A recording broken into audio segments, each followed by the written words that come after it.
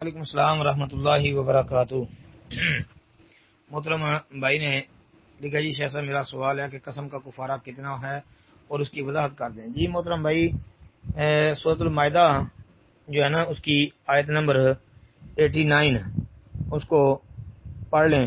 اللہ تعالیٰ فرماتے ہیں لا یؤاخذکم اللہ باللغو فی ایمانکم ولکن یؤاخذکم بما عقدتم الایمان فکفارتہ اطعام عشرة مساکین من اوسط ما تطعمون اہلیکم او کسوتہم او تحریر رقبہ فمن لم یجد فصیام ثلاثة ایام ذلک کفارۃ ایمانکم اذا حلفتم واحفظوا ایمانکم کذالک یبین اللہ لکم آیاتہ لعلکم تشکرون۔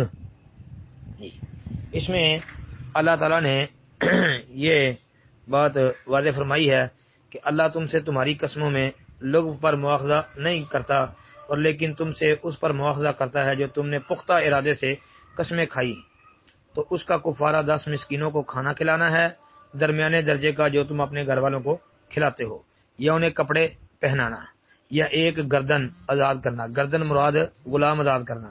پھر جو نہ پائے تو 3 دن کے روزے رکھنا ہے۔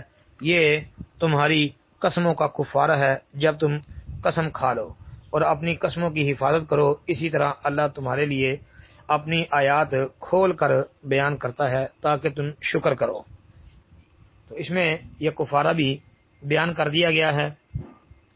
پھر اسی طرح وہ حدیث بھی سامنے رکھ رہے ہیں، یہ صحیح بخاری کے اندر آتی ہے 6622 نمبر پر۔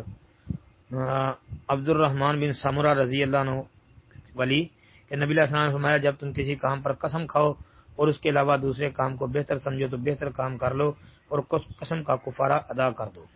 لہذا قسم اگر بندہ پکی کھا لیتا ہے پختہ ارادے سے، جس طرح کہ یہ قرآنی ایسے ثابت ہوتا ہے، تو پھر اس کو چاہیے کہ وہ قسم کا کفارہ ادا کر دے۔ جی السلام علیکم ورحمۃ اللہ۔